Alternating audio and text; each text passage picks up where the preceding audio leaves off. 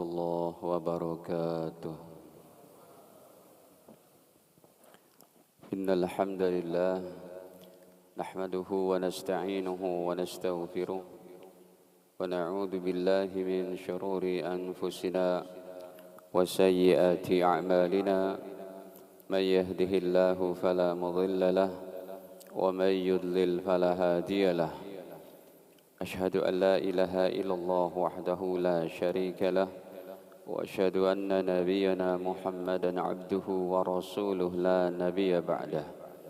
اللهم صل وسلم على نبينا محمد وعلى آله وصحبه ومن تبعهم بإحسان إلى يوم القيامة. أما بعد، فيا معشر المسلمين والمسلمات، أوصيكم ونفسي بتقوى الله فقد فاز المتقون. قال الله تعالى: يا أيها الذين آمنوا اتقوا الله حق تقاته ولا تموتن إلا وأنتم مسلمون. Alhamdulillah, para hadirin kaum muslimin wal hadirat kaum muslimat, para jamaah yang dirahmati Allah. Sebelumnya marilah senantiasa kita memanjatkan puji syukur kepadanya atas segala limpahan nikmatnya kepada kita, terutama sekali nikmat iman, Islam, serta sehat afiat. Salawat beserta salam semoga senantiasa tercurahkan kepada Nabi Agung, Nabi Mulia, Nabi Muhammad sallallahu alaihi wasallam beserta keluarga, para sahabat, dan juga kita umatnya. Amin ya rabbal alamin. Hadirin, hartamu meninggikan derajatmu dalam satu tema pagi ini. Statement pertamanya itu adalah bahwa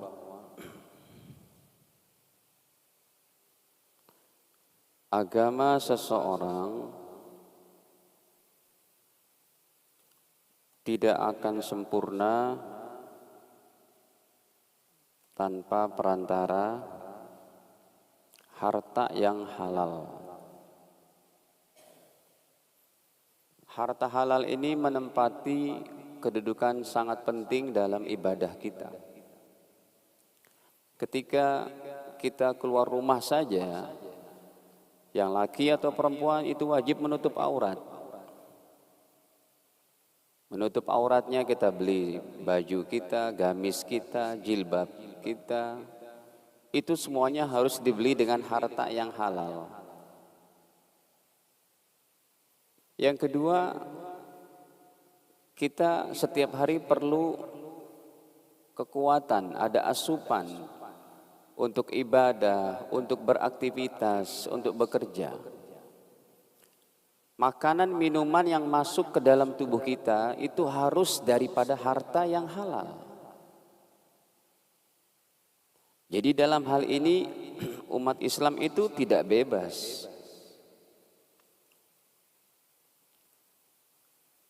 Kita tidak bebas untuk mencari harta. Kita tidak bebas untuk menghasilkan uang. Kita tidak bebas untuk mencari nafkah. Ada batasan-batasannya itu. Sebelum harta Anda meninggikan derajat Anda, ada syaratnya dulu tuh. Ya. Makanya kalau dalam ininya kita sebut we are not free, kita nggak bebas tuh. For make a money, for make a living dan sebagainya, untuk mencari finansial kehidupan. Ekonomi yang baik pun dianjurkan oleh Nabi. Jadi kita tidak bebas ini dalam mencari harta. Contohnya no ribawi.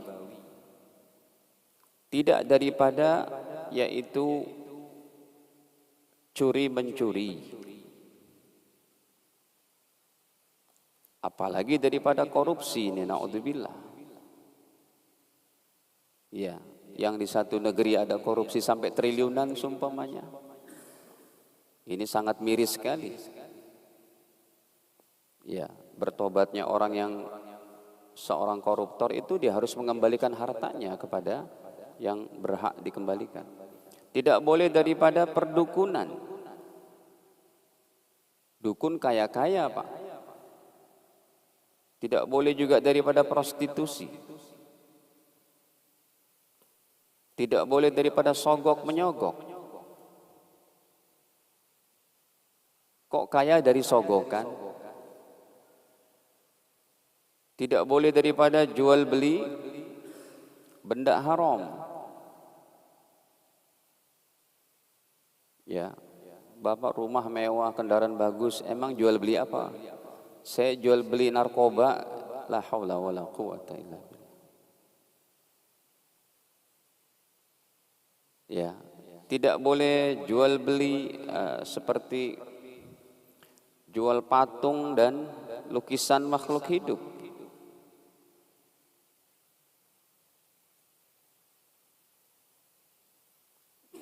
Enggak perlu untuk membuat patung seorang tokoh dengan harga 10 triliun gitu, enggak perlu itu. Justru tambah membawa murka Allah saja, tidak berkah. Jadi kehidupan kita diatur oleh Allah. Dan lain-lain lah ini. Ini banyak hadisnya, tapi saya tidak membahas definisi riba seperti apa, curi-mencuri, korupsi, perdukunan, prostitusi, itu semua ada dalilnya. Pembahasan kita tidak pada segmen yang ininya. Ini baru mukadimah saja.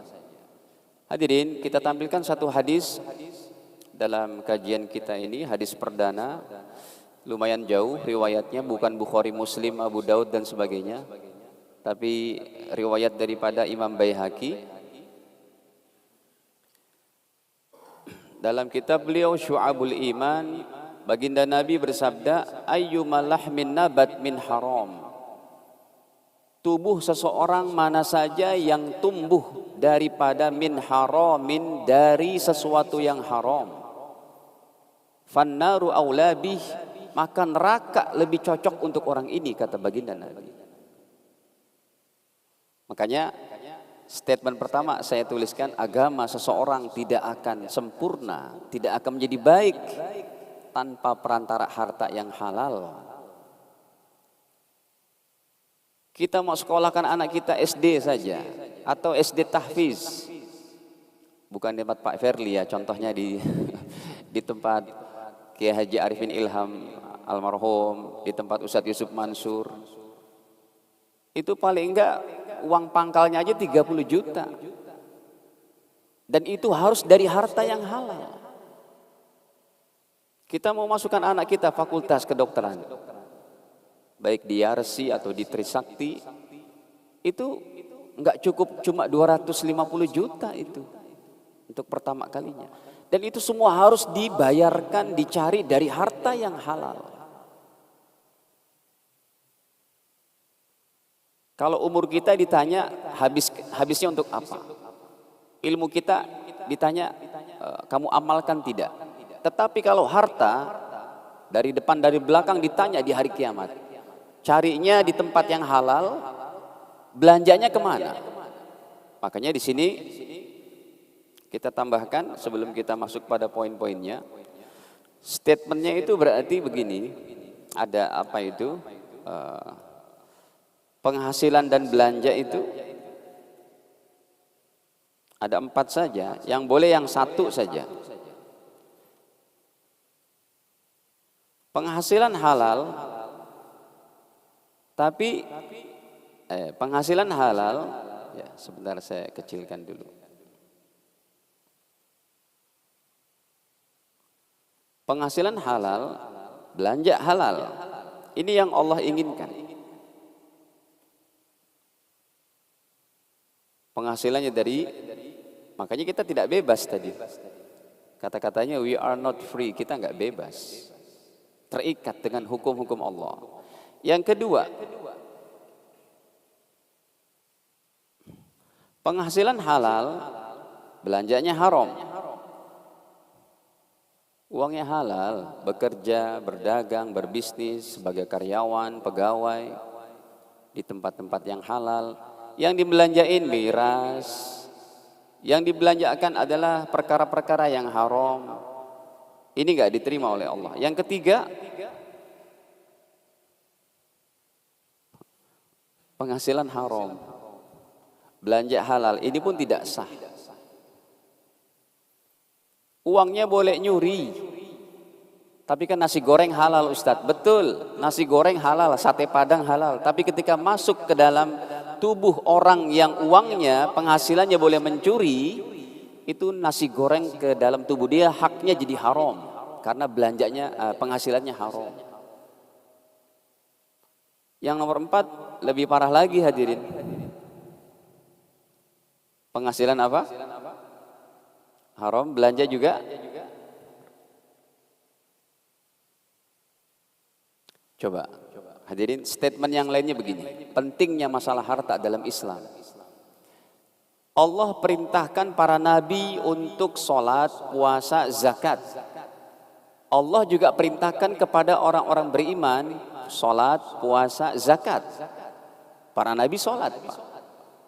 Semua nabi punya syariat sholat. Hanya sholatnya dikumpulkan kesempurnaannya dalam sholat 5 waktu di Islamnya umat Nabi Muhammad SAW.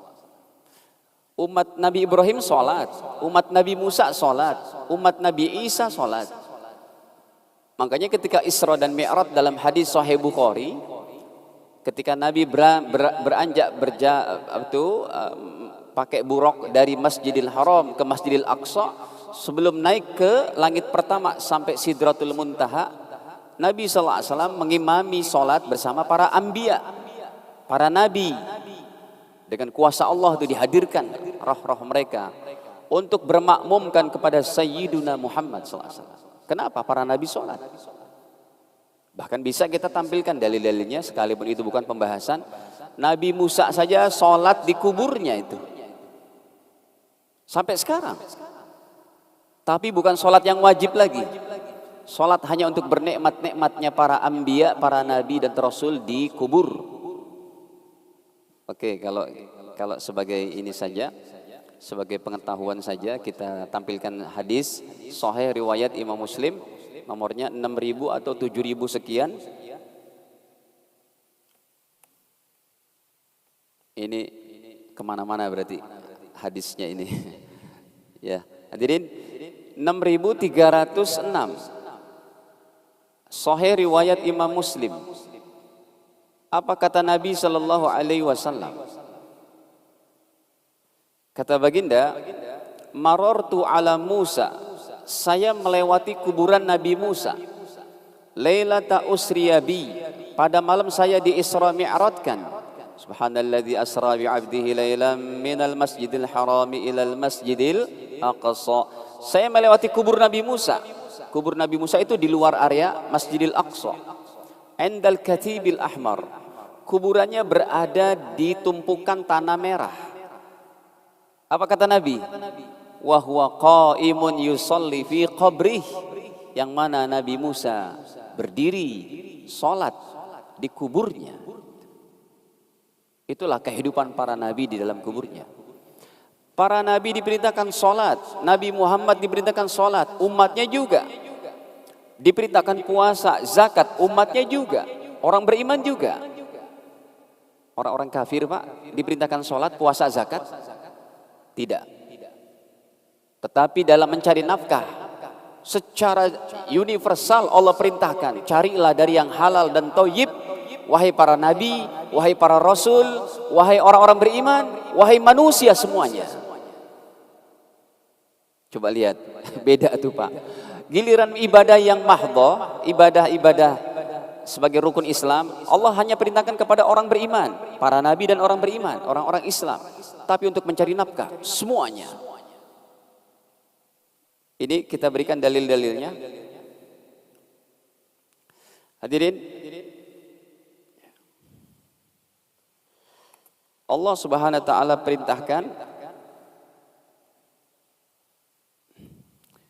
mencari harta yang halal dan thayyib. Ini kepada siapa? Pertama, para rasul. Ini Allah firmankan ada dalam surat Al-Mu'minun ayatnya ke berapa surat Al-Mu'minun tuh? Allahu Akbar, saya agak lupa. Coba kita buka ini kepada kita beranjak ke surat Al-Mu'minun dulu. Surat Al-Mu'minun surat ke-23 ya. Allah firmankan di sini di antaranya ya ayat ke-51. Ya ayyuhar rusulu, wahai para rasul, wahai para nabi. Setiap rasul pasti nabi, setiap nabi belum tentu rasul. Ya. Ya ayyuhar rusulu, wahai para rasul, para nabi, kulu minat thayyibat, makanlah oleh kalian daripada yang baik-baik. Pencarian baik, belanja juga baik. Makanya dicontohkan oleh Nabi Daud, bagaimana beliau bekerja dengan tangannya sendiri. Cuma enaknya Nabi Daud punya mukjizat. Besi itu di tangannya sudah menjadi seperti adonan tepung. Besi beliau rakit begitu, jadi kursi, jadi pagar, dijual. Itu pekerjaan Nabi Daud alaihissalam. Kulu minat thayyibat. Nabi Muhammad juga berdagang. Makanlah kalian dari yang baik-baik. Wa'malu salihah, dan beramal solehlah. Inni bima ta'maluna alim. Sesungguhnya aku maha mengetahui apa yang kalian perbuat. Ini kepada para nabi. Yang kedua, hadirin, kepada orang-orang beriman.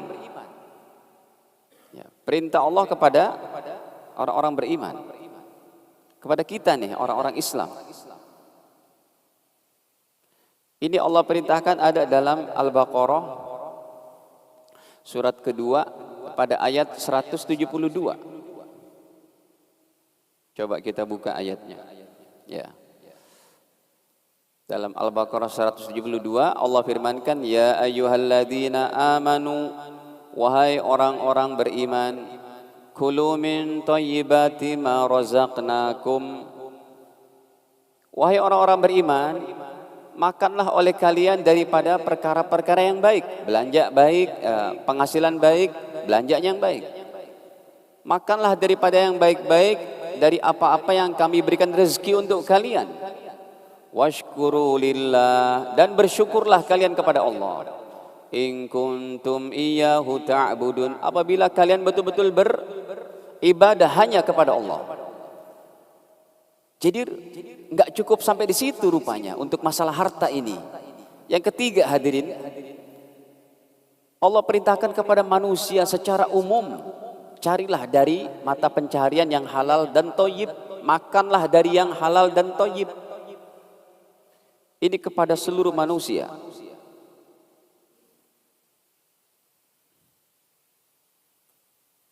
Allah perintahkan masih dalam Al-Baqarah surat kedua ayatnya ke 168.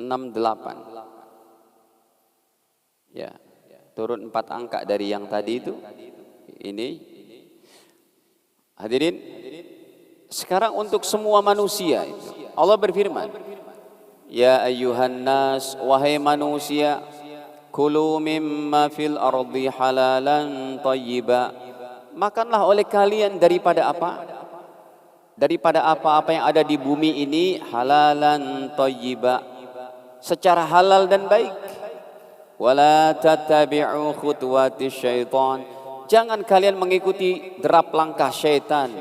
Innahu lakum aduwwum mubin, sesungguhnya syaitan itu musuh yang nyata. Memang ini masalah harta, Masya Allah. Keimanan seorang bisa goyah, keimanan seorang bisa luntur, ya. Apalagi dalam ayat yang lain ditambahkan lagi oleh Allah dalam 188-nya, coba kita buka. Apa kata Allah di sini? Wala ta'kulu amwalakum bainakum bil batil, dan janganlah kalian memakan harta di antara kalian dengan cara yang batil. Yang tadi itu sudah kita sebutkan semuanya.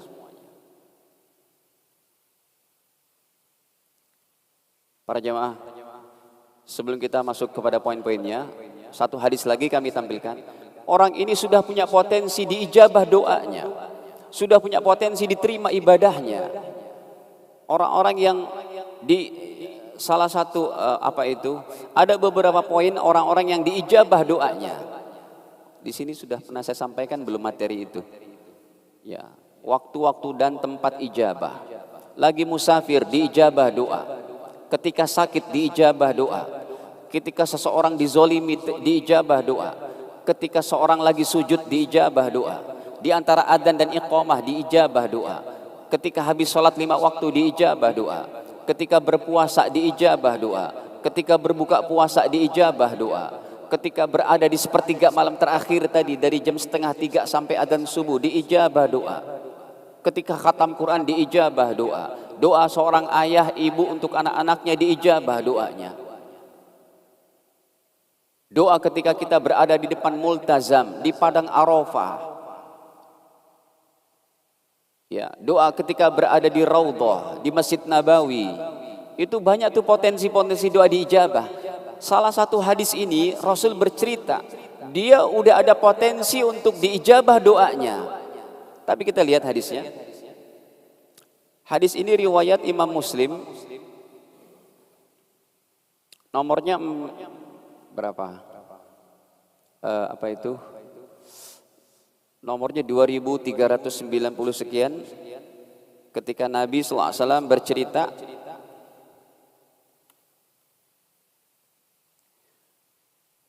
(2393) Sahih Muslim ini hadisnya. Ini kitab-kitab asli ya Bapak Ibu yang kita buka, cuma dia bersifat digital biar Bapak Ibu juga bisa menikmati dalil-dalilnya, itu bukan sekedar omongan saja. Kalau saya tinggal ngomong mah enak aja tinggal begini. Tapi ini kita mau buktikan bahwa seorang narasumber itu dia harus menampilkan, ya nggak apa-apa juga sih kalau nggak pakai kitab kayak begini, cuma supaya lebih mengena gitu. Bapak Ibu mendengar dan juga melihat dari dalil apa yang kita berikan. Hadirin, Nabi bercerita, dzakaror rajul yutilus safar. Kata Nabi, ada seorang laki-laki dia sedang dalam keadaan musafir. Bapak Ibu musafir mudik untuk silaturahim kepada orang tua, kakek, nenek, kepada om, tante, paman, ya. Itu diniatkan silaturahim, lagi musafirnya itu ke Jawa, ke Sumatera, itu diijabah doa.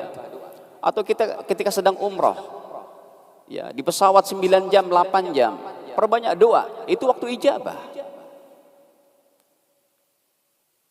Musafir ikatan dinas kerja keluar kota yang wajib dia bekerja, musafir untuk menuntut ilmu, musafir untuk silaturahim.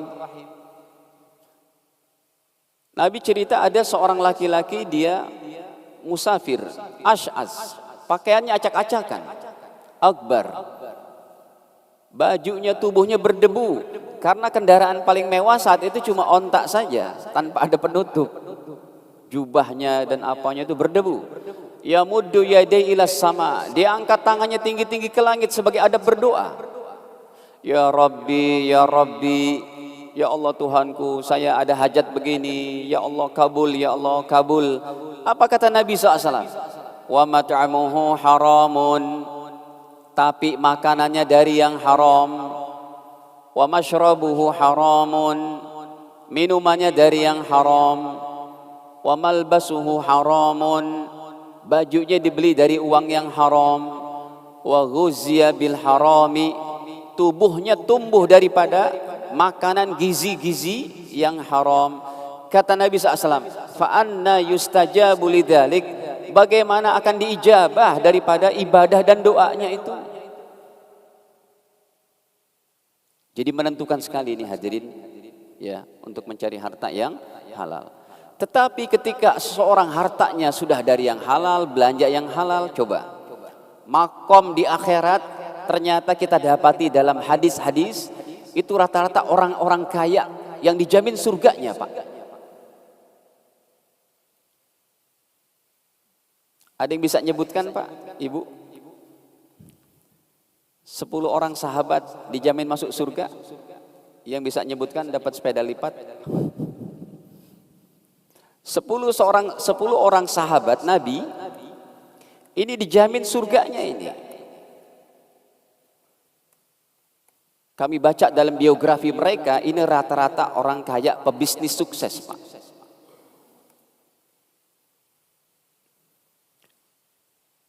Apa yang Anda kenal dengan Sayyidina Abu Bakar?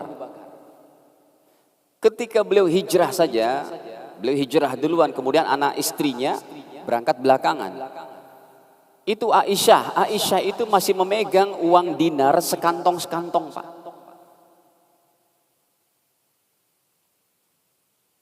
Ya, kita ada uang dinar saja segini, Pak, cuma 10 keping itu 38 juta. Satu uang dinarnya itu 4,2 gram, 3,8 juta. 10 keping cuma segini tuh. Segini 38 juta. Ya. Yang kita ada komunitas tuh wakalah syariah. Boleh Bapak Ibu menabung dari emas antam atau emas dari komunitas. Sebab yang dari komunitas itu dinarnya itu bertuliskan la ilaha illallah Muhammadur Rasulullah. Kecil dia, 4,2 gram. Bulat kayak uang seribuan lah segitu, seribuan logam. Segini aja udah 38 juta. Aisyah bawa berapa waktu itu? Makanya sahabat yang satu-satunya diizinkan oleh Allah hartanya semua untuk fisabilillah cuma Sayyidina Abu Bakar. Hadirin, 10 orang yang dijamin masuk surga ini rata-rata orang kaya. Yang pertama Sayyidina Abu Bakar. Yang kedua Umar. Dikonversi harta Sayyidina Umar ketika meninggalnya itu ke rupiah kita kurang lebih masih ada 1,8 triliun, Pak. Yang ketiga apalagi yang ketiga? Siapa yang tidak kenal beliau nih? Seorang anak muda yang gigih. Ketika ke Madinah nggak ada 1 dinar pun beliau mempunyai uang. Beliau bertanya kepada orang tempatan Madinah karena beliau dari Mekah asalnya kan, berhijrah. Kata Sayyidina Utsman, di mana ada pasar? Di situ pasar. Beranjak setahun 2 tahun sudah menguasai pasar di Madinah. Beliau lah yang membeli sumur yang saat itu dimonopoli sama orang Yahudi, yang beliau beli sampai sekarang masih ada sumurnya diwakafkan. Kita konversi ke rupiah kita, ternyata saat itu Pak, zaman segitu beliau hartanya masih ada sekitar 6,2 triliun. Zaman segitu loh Pak, yang bisnisnya baru cuma jual apa? Kambing, onta, sapi, jual korma, jual madu. Kalau sekarang kan enggak Pak. Orang di TikTok aja jualan jengkol sama pete. Laris, laku banyak itu. Ya. Hadirin, yang miskin cuma satu saja nih, Sayyidina Ali, menantu Nabi SAW. Tapi setelah beliau menjabat gubernur di Irak, gajinya ya kurang lebih gubernur saat itu 1 harinya setengah kambing. Sekarang siapa yang tidak kenal dengan Sa'ad bin Abi Waqqas? Ini Sa'ad bin Abi Waqqas ini bukan yang kuburannya di Guangzhou di Cina. Ya. Itu Sa'ad bin Abi Waqqas yang junior, ini yang seniornya. Kalau ini makamnya di samping Masjid Nabawi sebelah kiri, di makam Baqi'. Sama Ibunda Fatimah juga di situ. Siapa beliau hadirin? Ini justru yang Nabi memanage keuangan keluarga. Wahai para kepala keluarga, semangatlah cari harta yang halal untuk pendidikan, untuk kebaikan agama putra-putri Anda dan keluarga Anda. Sayyidina Sa'ad bin Abi Waqqas ini semangat banget untuk menginfakkan hartanya semuanya di jalan Allah. Katakanlah warisannya ada 3 triliun. Ya Rasul, ini semua harta saya untuk Allah dan Rasulnya. Nabi bilang, enggak boleh. Ini hadisnya coba. Ini saya tampilkan deh. Karena ada pesan. Kenapa alasan Nabi itu melarang untuk menginfakkan semua hartanya? Sahabat aja enggak boleh Pak. Apalagi kita. Nih coba kita lihat. Hadisnya riwayat Imam Bukhari. Sayyidina Sa'ad bin Abi Waqqas dalam keadaan sakit keras dan pewaris beliau cuma seorang putri semata wayang. Jadi sahabat memang kaya raya tapi berinfaknya semangat banget itu. Dalam lafaz hadis itu beliau ucapkan begitu, semuanya untuk fisabilillah. Tapi dilarang oleh Nabi. Ini coba kita lihat wasulus kasir. Nih sudah ada. Nomor 2591 riwayatnya Al-Imam Bukhari rahimahullah. Hadirin, Nabi sallallahu alaihi wasallam Beliau berkata, "Ya Rasulullah, usi bimali kullih." Ya Rasul, saya ingin berwasiat. Saya dalam keadaan sakit keras, mau meninggal dunia. Harta saya mau wasiatkan kullihi, semuanya di jalan Allah. Qala la. Apa artinya? Nabi menjawab, enggak boleh. Subhanallah. Jadi sahabat pun mau jor-joran itu, menginfakkan ke masjid, menginfakkan ke pesantren, menginfakkan untuk para janda, para pejuang, semuanya no, kata Nabi, tidak boleh. Qal fasyatru, setengahnya ya Rasul. Qala la, tetap enggak boleh. Cuma inilah batasan tertinggi. Qultu as-sulus, sepertiga ya Rasul. Qal, Nabi bersabda, fasulus wasulusu katsirun, okelah sepertiga. Silakan kamu berwasiat hartamu yang jumlahnya tadi berapa triliun, sepertiganya kalau 3T, 1T-nya untuk Allah dan Rasulnya. Kata Nabi, wasulus katsirun, sepertiga juga udah banyak banget, kata Nabi. Alasannya lihat Pak, Ibu. Kata Nabi, innaka intada warasataka agniya. Wahai Sa'ad, kalau kamu mati dan kamu meninggalkan pewarismu, warasataka, anak istrimu, agniyaun, dalam keadaan punya harta, khairun, lebih baik, min antada'ahum, ketimbang kamu tinggal mati mereka, alah, dalam keadaan miskin, yatakaffafun nas, minta-minta sama orang lain. Itu alasannya.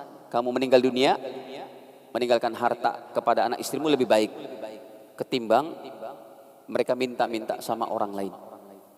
Tapi sahabat tetap dia infakkan tuh sekian, karena meninggikan derajat mereka. Jadi 10 orang ini, belum kita sempurnakan ya. 10 orang ini yang dijamin surga, itu begitu tinggi derajatnya, diantaranya dari perantara harta mereka yang senantiasa dipakai untuk perjuangan Islam. Hadirin, coba kita lihat lagi, siapa lagi ini setelah Sa'ad bin Abi Waqqas? Abdurrahman bin Auf. Siapa yang tidak kenal beliau? Ini yang paling kaya rayanya. Masih tercatat harta beliau ketika meninggal 100.000 dinar untuk 4 istrinya, atau di total dalam rupiah kita kurang lebih sampai 7,1 triliun. Ini yang paling kayanya. Abdurrahman bin Auf. Kemudian ada lagi Sa'ad bin Zaid. Kemudian ada lagi Zubair bin Awam. Ini menantunya Sayyidina Abu Bakar, menikah dengan adiknya Aisyah. Namanya Asma. Asma binti Abi Bakar. Ya, ini sahabat mulia Sayyidina Zubair bin Awam. Bayi pertama lahir di kota Madinah setelah hijrah, ini bayinya beliau. Menikah dengan putrinya Sayyidina Abu Bakar, Asma binti Abi Bakar. Kemudian Tolha bin Ubaidillah. Kemudian siapa lagi? Abu Ubaidillah ibnul Jarrah. Ini 10 orang hadirin yang dijamin masuk surga, rata-ratanya orang mampu. Coba dengar. Apabila ada orang miskin saat ini, bukan karena rebahan, bukan karena males-malesan. Miskin memang sudah takdir Allah. Dia berusaha mencari 10, dapatnya cuma 2, cuma 3. Dia miskin. Tapi sholat tahajud nggak tinggal, baca Quran sehari 1 juz tidak tinggal, ke masjid nggak tinggal, baca Qurannya nggak tinggal, puasa sunnah tidak tinggal. Tetap orang paling miskin hari ini tidak bisa melampaui derajat surganya mereka 10 orang yang kaya raya. Kenapa? Karena rata-rata 10 orang ini yang pertama kali terdepan membantu perjuangan agama baginda Nabi sallallahu alaihi wasallam. Ustadz, bukannya Bilal dijamin masuk surga? Iya, tapi bukan top 10 ini. Kan banyak tuh sahabat juga yang lain dijamin masuk surga, seperti Sa'ad bin Mu'az, Bilal bin Rabah, ada hadis-hadisnya itu. Tapi yang top 10-nya adalah ini dia. Nah, hadirin para jamaah, kita masuk sekarang poinnya. Jadi hartamu meninggikan derajatmu setelah dicari harta dari yang halal, belanja yang halal. Baru deh setelah syarat-syarat tadi terpenuhi, orang-orang yang diberikan rezeki oleh Allah berlebih daripada hamba-hamba oleh yang lain, dia bisa makin meninggikan derajatnya dengan hartanya tadi. Intinya itu begini, harta itu, harta yang jadi tinggi derajat sahibnya itu, harta yang ada hubungan, ada kaitan dengan amal agama. Kendaraan Anda ini harganya 2M atau Mercy terbaru lah gitu ya. Tapi nggak ada kaitan dengan agama, itu hisapnya berat. Bagaimananya Ustadz caranya mobil saya yang mewah itu bisa ada kaitan dengan agama. Setiap Ustadz yang mau ngajar di sini Anda jemput, itu ada kaitan dengan agama. Insya Allah hisapnya makin ringan gitu. Tapi nggak usah yang dari Bekasi Pak, Bekasi jalan sendiri aja. Hadirin, itu contoh ada kaitan dengan agama. Jadi harta yang ada kaitan dengan agama, rumah Anda mewah, bagus. Pakai sekali-kali tuh untuk kajian, pakai sekali-kali untuk khataman Al-Quran, undang anak yatim, itu makin ringan hisapnya. Jadi kenapa orang kaya nanti berat hisapnya? Orang kaya yang hartanya nggak ada kaitan dengan perjuangan agama, dengan amalan agama. Kita masuk aja poin pertama. Yang pertama adalah, hadirin, hartamu meninggikan derajatmu. Kami pilih yang pertama, apa itu? 7 orang.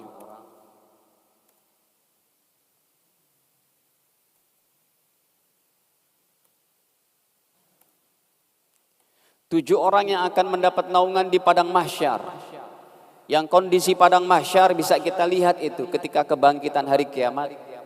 Dalam surat ke-80, surat Abasa wa Tawalla. Ya, Abasa wa Tawalla an ja'ahul a'ma wa ma yudrika la'allahu yazakka aw yadhakkaru fatanfa'ahu dzikra amma man istaghna. Kita buka ayat ke-34-nya. Yauma yafirul mar'u min akhih. Seseorang lari daripada saudara kandungnya. Wa ummihi wa abi, berlari daripada ibu dan ayahnya, begitu genting keadaannya. Wa sahibatihi wa bani, berlari daripada istri dan anak-anaknya. Kenapa? Likulli imri'im minhum yawma idzin sya'nu yughni, karena semua manusia saat itu punya beban yang teramat berat. Nah, 7 orang ini diantaranya mendapat naungan di sisi Allah yang matahari 1 mil jaraknya itu.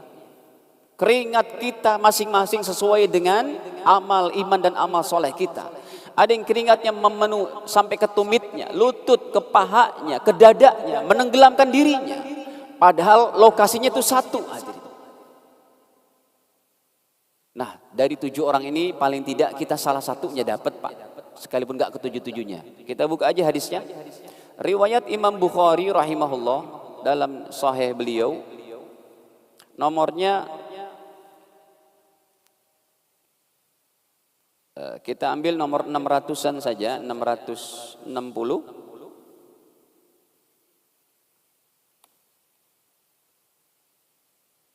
Nah, ini baginda Nabi bersabda bahwa, kata Nabi, sab'atun yudhilluhumullah fi dhillihi, ada 7 kelompok orang yang mendapat naungan di sisi Allah nanti di padang mahsyar, yauma la dhilla illa dhilluhu, yang pada hari itu tidak ada naungan teduhan kecuali teduhan dari Allah Ta'ala. Yang pertama siapa? Al-imamul adil, pemimpin yang adil. Masya Allah, ini pemimpin yang adil kok derajatnya paling tinggi dari 7 orang ini. Kenapa? Karena kalau pemimpin soleh, ciri-ciri pemimpin soleh apa? Bukan syarat untuk mensejahterakan, mengentaskan kemiskinan, rakyatnya bisa hidup dan makan enak, nyenyak tidurnya, itu nomor 3, nomor 4. Pemimpin yang adil itu ditandai dengan apa? Yang pertama, dia senantiasa mengajak rakyatnya taat kepada Allah. Kayaknya kalau sekarang jauh nih Pak. Sebab pemimpin yang adil tuh nanti nomor 2, nomor 3-nya, dia kenyang setelah rakyatnya kenyang. Dia tidur nyenyak setelah rakyat tidur nyenyak. Seperti Sayyidina Umar bin Khattab yang selalu keliling-keliling. Dia mendapati seorang wanita dengan anak-anaknya yang kelaparan. Akhirnya yang direbus apa? batu. Beliau pergi ke kantor, ke istana negaranya, diambillah. Wahai Aslam, ajudannya bilang, Aslam ambilkan 1 karung gandum. Terus kata Aslam, ini Umar bin Khattab umurnya udah 60 sekian Pak. Kata Aslam, wahai Amirul Mukminin, biar saya yang bawa saja. Jangan. Apakah kamu bisa memikul dosaku di akhirat nanti? Dah, letakkan di sini saja, dibawa itu. Saya nggak bicara politiknya ya Bapak Ibu. Nanti tahun depan kalau mau pilih saja, asal umat Islam jangan ribut, ya, jangan berantem. Sesama anak bangsa berkasih sayang, pilihlah dengan kategori yang terbaik menurut agama. Yang paling sedikit mudorotnya, yang paling soleh, yang paling bla bla dan macam-macam. Al-Imamul Adil, kenapa dia nomor pertama? Karena kalau pemimpin adil ini yang sejahtera itu menjadi zaman ratusan juta manusia, semua pahala ibadah mereka untuk pemimpin yang adil ini. Yang kedua, wasyabun nasya'a fi ibadati rabbih. Anak muda tumbuh ibadah kepada Allah. Anak muda Pak, 17 sampai 30 tahunan. Dia kerja, dia kuliah, tapi tetap ke masjid. Dia kerja, dia kuliah, tapi tetap dia baca Quran. Dia kerja, dia kuliah, tahajud nggak tinggal. Dia kerja, dia kuliah, ini rajin ke masjid. Dia kerja, dia kuliah, berbakti kepada ibu bapaknya. Anak muda kayak begini top. Ya Bapak Ibu lah sudah dapat itu kan? Kan kita bukan anak muda lagi nih Pak. Zaman dulu yang kita ingat-ingat ya, semoga masa muda kita habis untuk yang begini. Yang ketiga, warajulun qalbuhu mu'allaq fil masajid. Seseorang yang hatinya selalu terpaut mau datang ke masjid. Di kantornya yang dicari masjid, di rumahnya dia tuju ke masjid. Lagi musafir, lagi ikatan dinas keluar kota, yang dicari masjid, masjid. Seperti Anda berada di hotel bintang 5 depan Masjidil Haram, baik di Dar Intercontinental atau di Sofwah atau di Zamzamnya. Ketika Anda berada di ruangan bintang 5 hotel yang begitu mewahnya, ya di Zamzam dan macam-macamnya, ketika kumandang adzan Anda tidak tenang, mau turun langsung ke Masjidil Haram. Begitu perasaan Anda di Jakarta ini, di Bekasi, di Tangerang ini Pak, di Bintaro ini seperti itu juga. Itu orang yang namanya hatinya selalu terpaut ke masjid-masjid, baik laki atau perempuan. Yang keempat, warajulun rajulani tahabba fillah istama alaihi wa tafarraqa alaihi. Orang Islam yang menjaga ukhuwah Islamiyah. Dia menyayangi orang Islam yang lain karena Allah. Sekalipun beda fikihnya, sekalipun beda madhabnya, tapi dia tidak membuat onar, tidak membuat ribut. Bertemu karena Allah, berpisah karena Allah. Beda kajian mungkin ini, karena pengambilan dalil yang berbeda, tapi dia bisa memahami dengan wise, dia bisa memahami dengan sebaik-baiknya, dengan bijak. Ini dapat. Hati-hati tuh yang, apalagi kemarin guru mulia kita datang, Habib Umar bin Hafiz, ya. Komenan di medsos itu saya baca, la haula wala quwata illa billah. Ngapain orang Yaman datang ke sini? Ngapain ini la haula wala quwata illa billah. Apalagi ada sekarang polemik nasab para dzurriyyat. Itu para dzurriyyat udah dibahas dalam kitab-kitab para ulama ternama yang minimal hafal 100.000 hadis. Ya, semoga orang-orang yang membegal nasab kayak begitu, Allah berikan dia hidayah, ya, kembali kepada jalan yang benar. Alhamdulillah kemarin sudah dilayani oleh Kiai Qurtubi, Habib Hanif, Gus Wafi dan macam-macam daripada ustadz-ustadz yang mumpuni ilmunya, dibawa ini sanad Ba'alawi begini-begini. Ada semuanya tersambung kepada baginda Rasul sallallahu alaihi wasallam. Kalau saya menjawab itu gampang aja dengan hadisnya. Nabi menyatakan akan datang anak cucu saya namanya Imam Mahdi dari keturunan Sayyidina Hasan. Sayyidina Hasan itu anak siapa? Berarti ini pengakuan dari Nabi, nasab untuk anak Rasul memang dari perempuan, Ibunda Fatimah. Ya, hadis ini mutawatir maknawi, jumlahnya sangat banyak. Akan datang yang namanya Imam Mahdi, anak cucuku, darah dagingku kata Rasul. Gak mungkin dong yang datang Imam Mahdi orang Betawi gitu ya. Keturunan Rasul. Terserah nanti orang mana, kayak orang Indonesia, orang Pakistan, orang Arab Saudi yang masih ada jalur nasab kepada Nabi SAW. Hadirin, ini waktunya sudah mau habis. Yang kelima adalah Rajulun talabathum ra'atun dzatu mansab wa jamal faqal ini akhafullah. Seseorang yang diajak berbuat zina, baik oleh perempuan kaya raya cantik, laki-lakinya yang diajak dia berkata, saya takut kepada Allah. Atau sebaliknya, perempuan yang diajak berbuat tidak baik oleh laki-laki yang kaya, ganteng, punya jabatan, lalu perempuan ini berkata, saya takut kepada Allah. Kalau mau cara halal saja. Yang keenam, warajulun tasaddaqa akhfa hatta la ta'lam shimalu ma tunfik yaminu. Nih, poinnya ada pada nomor 6. Seseorang yang rajin sedekah sehingga tangan kirinya tidak mengetahui apa yang diinfakkan oleh tangan kanannya. Ini bahasa hadis Nabi begitu indah. Hatta la ta'lam shimaluh ma tunfik yaminu. Tangan kiri enggak tahu apa-apa yang diinfakkan oleh tangan kanan. Artinya sebuah kiasan bahwa orang ini senang berinfak dengan ikhlasnya karena Allah Ta'ala. Jadi poinnya ada pada nomor 6. Orang Islam yang rajin sedekah derajatnya tinggi nih, mendapat naungan. Itu pembahasan kita.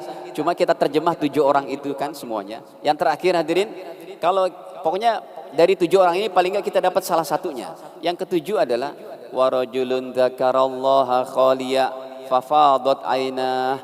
Seseorang yang dia berzikir kepada Allah, ingat kepada Allah dalam keadaan hening, dalam keadaan bersendirian, dalam keadaan hatinya terenyuh, mengingat akan dosa dan kekhilafannya, kekeliruannya. Dia bertobat kepada Allah, dia bercucuran air matanya. Orang ini pun dapat nanti di padang mahsyar naungan itu. Dah, ini baru nomor 1. Nomor 2, isyraq jam berapa isyraq?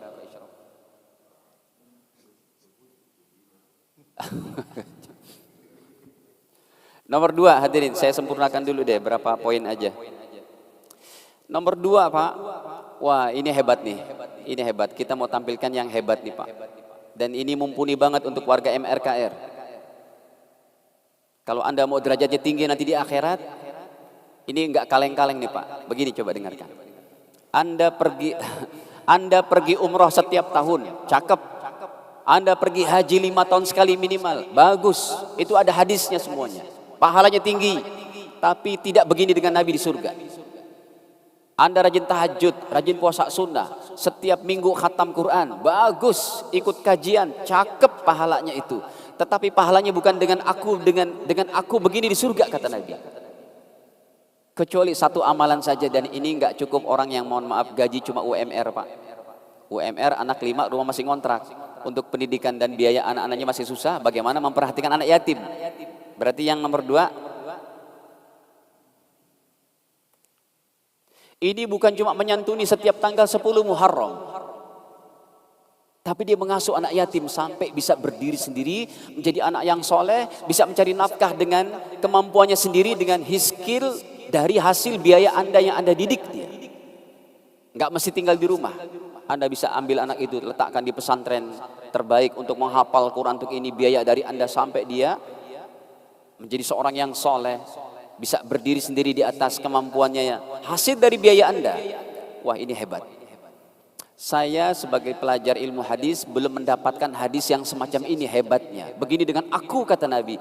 Berarti ini surganya bukan surga yang bukan surga Aden, Darussalam, Darul Muqamah, Darul Naim, Jannatul Khuldi, bukan yang Darul Muqamah, tapi surganya adalah surga Firdaus. Coba kita lihat. Makanya tadi saya katakan mohon maaf, kalau orang yang gaji UMR, anak 5, istri 1, rumah masih ngontrak, susah dia untuk memikirkan bagaimana memelihara anak yatim. Untuk keluarganya masih kurang pendidikan dan finansialnya. Hadis riwayat Imam Bukhari, kami buka yang nomor 4900 sekian. 998.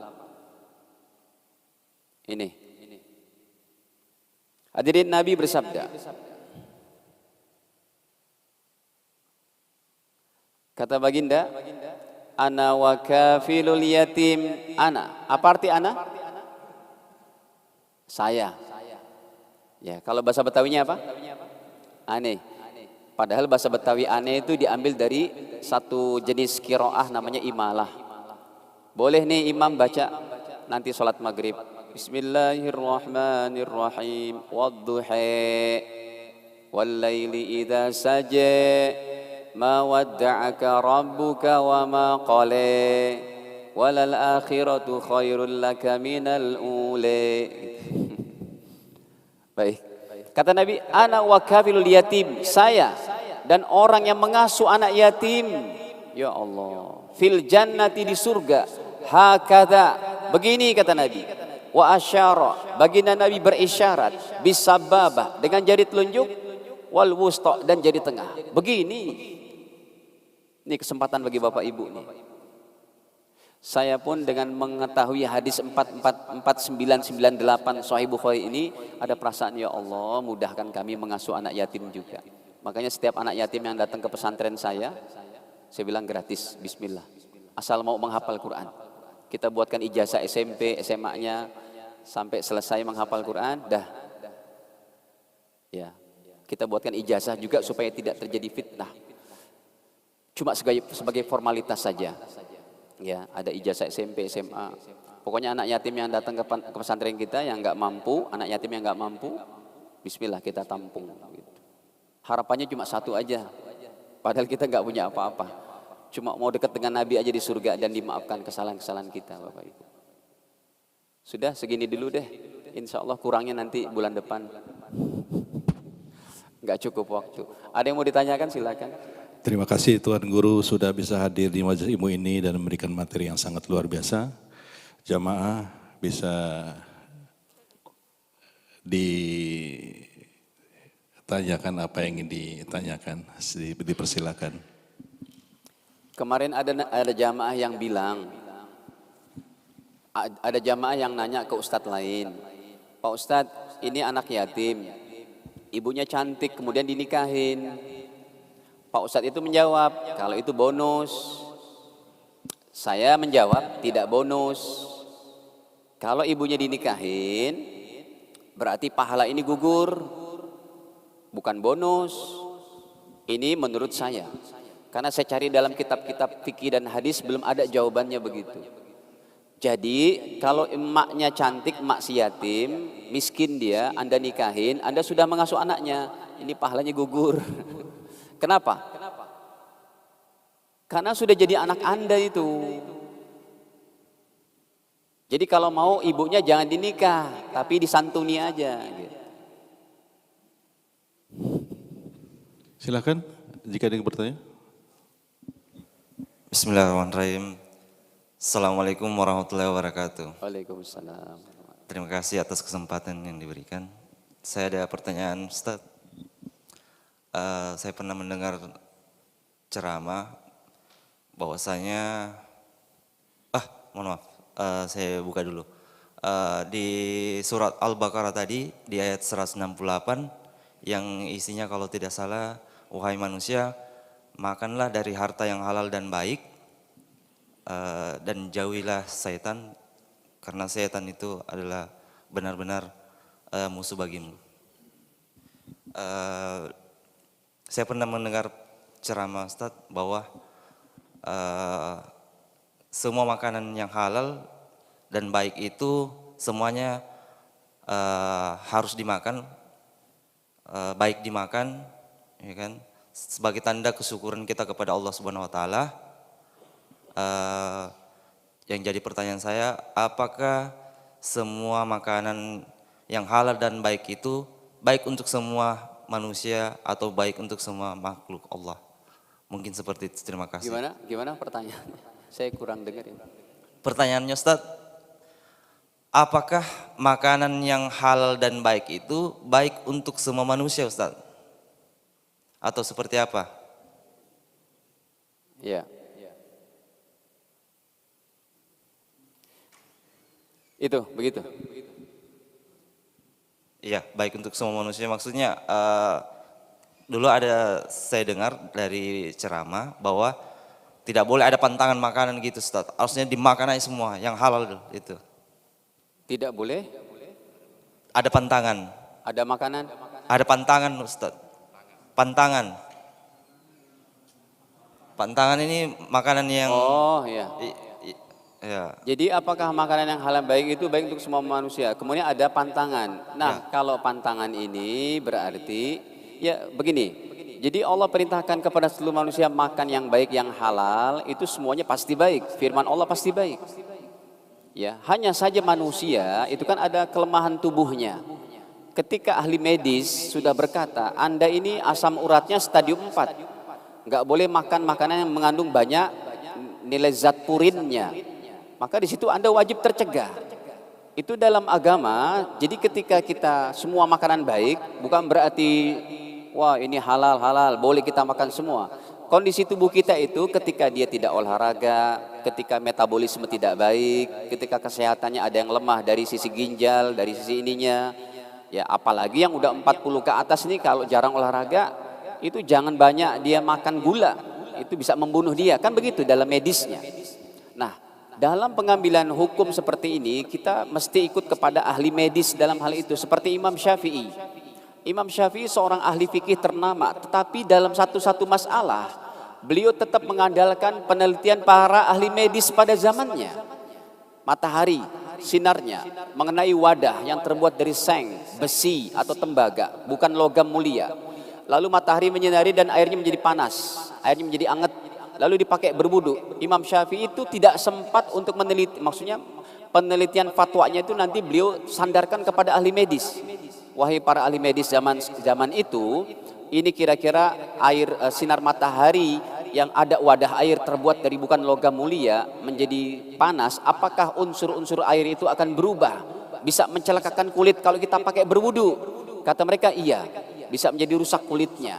Karena unsurnya akan berubah dengan percampuran dari sinar matahari, dan wadahnya bukan dari logam yang mulia, bukan dari logam emas dan perak, tapi dari besi tembaga.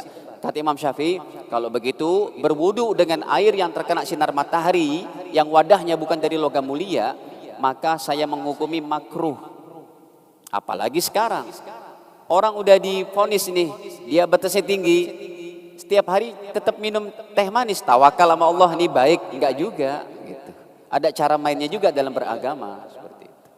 Dari situlah Allah firmankan dalam ayat Al-Baqarah yang lain, wala taqtulu anfusakum. Jangan kamu membunuh diri kalian. Membunuh diri kita seperti informasi daripada ahli spesial medis ini sudah berkata seperti itu, Anda lakukan. Tidak boleh tawakal seperti itu. Ada teman kita Pak, ketika dia berada di Thailand, dia berdakwah di Thailand. Di Thailand dikasih makannya setiap hari apa? Udang. Kemudian duren montongnya segitu. Dia bilang, bismillah, tawakal kepada Allah. Ketika dia sakit kerasnya itu saya datengin. Bapak kenapa sih emang ini Pak? Sebabnya apa? Ini loh Ustadz, kita kan lagi ngejos katanya. Kita lagi enak-enak berdakwah. Tapi nggak sadar tuh tiap hari makannya duren montong satu gini. Karena di Patani di Thailand Selatan diberikan makanan begitu. Akhirnya masuk rumah sakit, meninggal. Jadi memang toyib, tapi harus kita lihat kondisi tubuh kita juga. Gitu. Terima kasih Ustaz atas jawabannya. Assalamualaikum warahmatullahi wabarakatuh. Waalaikumsalam. Cukup? Masih banyak Tuan Guru sepertinya. Bisa sampai jam 9 seperti. Sedikit Ustaz, sedikitnya dua ini pertanyaannya. Yang pertama, langsung aja, apakah harta warisan atau harta hibah bisa langsung kita anggap itu tidak haram, walaupun mungkin kita tahu bisa langsung kita anggap itu hartanya tidak haram, walaupun kita mungkin punya prasangka bahwa yang memberikan harta warisan atau hibah itu ada sedikit unsur-unsur dia dapatnya nggak baik, seperti itu.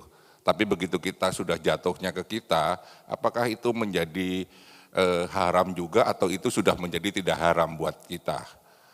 Itu yang pertama. Yang kedua, ketika kita tahu harta ini haram, ada nggak cara supaya dihalalkan? Gitu. Tadi kan karena saya tergelitik, Ustadz bilang kalau mobil mewah dipakai untuk suatu agama, jadi mengurangi ini. Ya mungkin siapa tahu ada cara, gitu. Kali aja ada trik. Baik. Yang pertama, enak banget ya harta haram jadi halal. Hadirin, apakah harta warisan hibah ada yang diberikan itu ada unsur tidak baik? Ya jawabannya kalau Anda yakin tetap ada unsur tidak baik sekalipun porsinya 70-30%, itu namanya tetap harta yang Anda dapat dari hibah atau warisan tadi tidak terlepas dari syubhat, ragu-ragu karena bercampurnya antara yang haram dan halal. Seperti orang yang bekerja di bank konvensional, itu bukannya haram mutlak kayak begitu, tapi dia syubhat, harta bercampur. Kenapa? Karena dari riba yang adanya, tetapi juga ada produk-produk yang halal, kayak ATM-nya, kartunya, penyewaan boxnya, kemudian dari regulasi yang harus dibayarkan kepada bank itu secara halal. Saya punya BSI, saya nggak ada lagi tuh ATM yang saya mau ngambil duit di satu tempat, tapi dia ada kode sirus ataupun yang lainnya, kan ada apa? Kerjasama, sehingga saya mengambil di ATM bank konvensional, tetap dapat duitnya. Saya ambil 1 juta, kemudian terpotong berapa? 6.500 rupiah, itu halal bagi hak bank konvensional. Jadi ada uang bercampur antara yang riba dan yang halal, sekalipun yang ribanya lebih banyak, ya ini disebut uang syubhat. Tidak terlepas dari syubhat. Jadi kalau ada yang memberikan hibah warisan kepada Anda dan Anda meyakini itu ada dari uang yang unsur tidak baik, ya seprosentase itulah Anda sedekahkan saja. Disedekahkan kepada orang-orang yang membutuhkan, seperti buat toilet masjid, buat jalan raya, kayak begitu. Apa? Tidak juga. Maksudnya yang prosentase 30%-nya itu, kan 70%-nya halal, yang 30-nya itu yang Anda buat untuk jalan ini. Iya dong. Kan Anda bilang unsurnya ada yang tidak baik, bukan semuanya. Kalau semuanya tidak baik, semuanya aja dibuatin jalanan itu. Hadirin, orang-orang kaya di Kuwait, di Qatar, di Saudi, yang mereka nggak bisa menyimpan uang mereka sampai juta dolar US, di Saudi, di Kuwait, di Dubai, mereka simpan di Swiss Bank, di England Bank, di American Bank, di apa itu, di bank-bank sana lah. Itu kan ada uang mereka ada 1 juta US dollar. Itu bunganya tiap bulan aja tuh jadi uang melayang itu. Kata ulama kita, ambil uangnya. Sebab kalau tidak dipergunakan, diambil sama pihak ketiga yang nanti mungkin untuk biaya-biaya membahayakan orang Islam. Ambil uang ribanya itu, bunganya tadi, tapi jangan masuk ke perut. Kasihlah untuk buat jalan tol, buat jembatan, toilet, posyandu, kayak begitu, fasilitas umum. Yang kedua, harta haram jadi halal. Gimana caranya? Berusaha, Ustaz. Nggak ada, nggak bisa. Harta haram dia harus, yaitu tidak boleh masuk ke dalam perut, fasilitas yang kita pakai. Nggak bisa jadi halal seapapun dia. Jadi jangan salah paham, saya bayar zakat Ustadz supaya harta saya jadi suci. Siapa bilang? Nggak bisa itu. Nah hadirin, apa itu? Maksudnya kita pernah umroh nih. Bapak Masya Allah umroh tiap tahun. Bapak apa kerjanya? Ustadz, saya jualan babi Ustadz. Gitu. Dia ngeyel. Kenapa? Karena yang saya usahanya di Bali Ustadz. Yang beli kan orang Hindu. Iya tetap Pak, itu tidak boleh. Keuntungan yang ada, nanti kalau babinya udah selesai ini habis, jangan beli lagi. Keuntungan yang ada, berikan untuk sumbangan ke jalan, ke ini, ke jembatan, ke toilet masjid boleh. Jangan untuk karpetnya, ke toilet masjid. Kemudian modal yang masih halal itu Anda belikan kambing. Nah, bermulalah dengan menggembala kambing. Bapak, usaha ternak kambing. Jangan ternak kayak begituan. Itu nggak jadi halal sampai kapanpun, sekalipun Anda haji tiap tahun. Gitu. Cukup? Satu lagi Ustaz. Masih banyak Tuan Guru. Ya, Satu lagi ya Pak. menyantuni anak yatim kalau dibandingkan prioritasnya dengan berbakti kepada orang tua, mana yang lebih diprioritaskan Pak Ustaz? Kalau ini berarti pertanyaannya pilihan. Uang, bukan uang Bapak ya maksudnya. Uang orang yang bertanya itu, dia porsinya pilihan. Kira-kira saya berbakti kepada orang tua atau anak yatim? Pastilah orang tua haknya. Ini pilihan berarti. Cuma kalau harta Anda berlebih, Usahakan kedua-duanya itu bisa kita gapai. Berbakti kepada orang tua seperti apa sih? Kalau memang mereka sudah tidak mampu hidup sendiri, kita bawa ke rumah kita asuh. Dan harta Anda masih ada, usahakan untuk mengasuh anak yatim, kan begitu.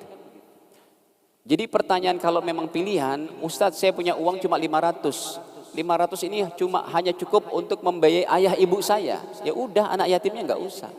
Karena lebih wajib siapa? Orang tua dong, pasti begitu.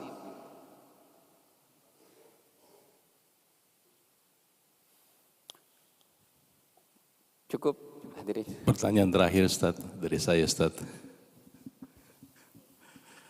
Saya dengar riwayat, tolong dikonfirmasi. Selain kita menyantuni yatim, ada sahabat Nabi dijamin masuk surga dengan amalan menyantuni seorang janda. Itu pertanyaan pertama. Kedua, apakah penerimaan zakat atau sedekah yang lain, misalnya pengurus di MRKR, ingin memberikan sinyal bahwa agar bisa datang ke masjid, kita memberikan seperti ada kopi subuh pagi ini atau ahad. Kalau dari zakat atau dari sedekah lain, apakah itu bisa digunakan? Mohon penjelasannya, Tuan Guru. Baik. Buat coffee morning gitu ya? Betul, Guru. Kalau sekarang kan informasinya kita dari jamaah untuk jamaah, bukan uang zakat dari masjid. Yang saya tanyakan kalau misalnya ada uang zakat dari masjid, pengurus menggunakan untuk kopi subuh. Ini uang zakat kan? Ya, yang saya tanyakan uang zakat atau sedekah yang di masjid kita gunakan untuk kopi morning. Kalau sekarang ini kan kopi morning dari jamaah untuk jamaah. Jadi ada uang zakat, uang sodakoh juga ya. Baik, Ya. hadirin, menyantuni janda, wah ini hebat. Sebenarnya untuk bulan depan Pak. Ya. Tapi nggak apa-apa lah, bulan depan tema yang lain. Hadirin, bulan depan temanya kehidupan alam kubur. Biar kita ingat mati semua. Bukannya sudah, Ustaz? Insya Allah ya, bulan depan itu kehidupan alam kubur. Silakan. Udah pernah, tapi kan jamaahnya nggak sebanyak ini. Silakan Baik, menyantuni janda ini hebat, ya, pahalanya pun hebat. Dapat pahala 3 kata Nabi dalam hadis Sahih Bukhari. Nah, itu tadi saya mau katakan. Jadi anak yatim Anda asuh, ibunya nggak usah dinikahin, tapi Anda santuni aja tiap bulan. Itu pahalanya yang pertama seperti orang berjuang di jalan Allah seumur hidupnya. Yang kedua seperti orang yang bangun tahajud seumur hidupnya. Yang ketiga seperti orang berpuasa sunnah sepanjang harinya. Hadisnya riwayat Imam Bukhari nomor 5000 sekian. Coba kita buka dulu deh. Kalau nggak salah 5038.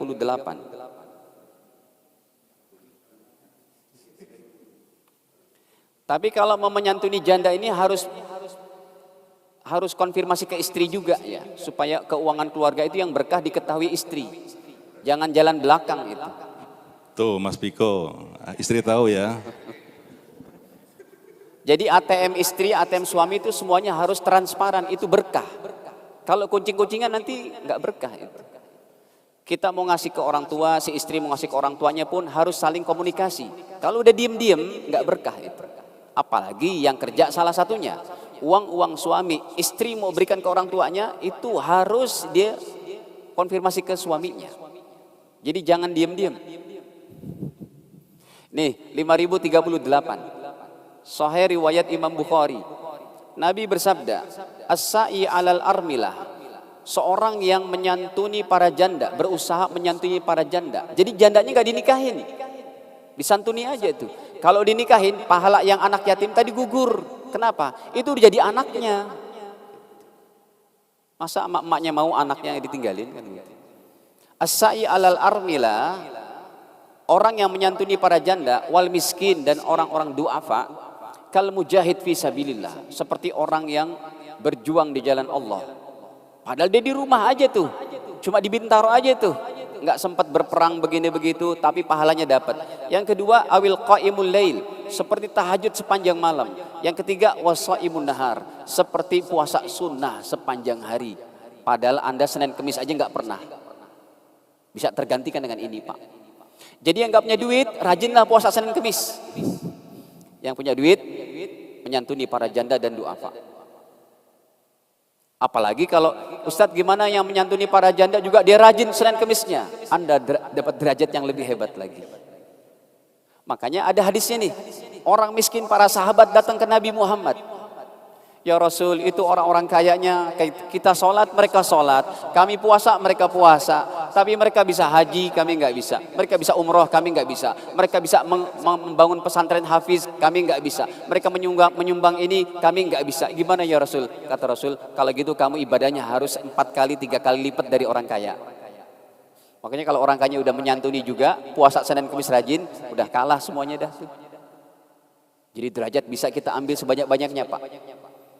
Ya, ini saya tidak tampilkan hadisnya, pada riwayatnya Imam Bukhari juga. Orang miskin datang ke Nabi, kita sholat, mereka sholat orang kaya. Kita puasa, orang kaya juga puasa. Tapi mereka bisa bangun masjid, bisa begini, begitu. Kami nggak bisa. Kata Nabi, kamu perbanyak amalanmu lebih daripada orang kaya itu. Orang kayanya pun semangat juga, kalah juga. Baik. Tapi tetap, itu kan berarti orang kaya yang ada kaitan dengan amalan agama. Orang kaya yang beban hisapnya berat, yang sama sekali nggak ada kaitan dengan masjid MRKR, nggak ada kaitan dengan anak yatim yang diasuh, nggak ada kaitan dengan perjuangan agama, itu berat hisapnya. Kasih tahu sama teman-teman kita yang nggak ngaji, Pak. Rumah bagus, kendaraan bagus, ke masjid aja enggak, nyumbang aja enggak, repot itu nanti. Baik, dah. Ini terakhir janji ya Pak. Saya mau berangkat. Uang zakat, kalau uang zakat dipakai untuk coffee morning haram. Jadi kalau ada jamaah yang ngasih zakat ke sini itu harus dipisah. Kotaknya dipisah itu, rekeningnya dipisah. Ini zakat. Zakat itu hanya tertentu kepada 8 orang saja. Surat At-Taubah ayat ke-60.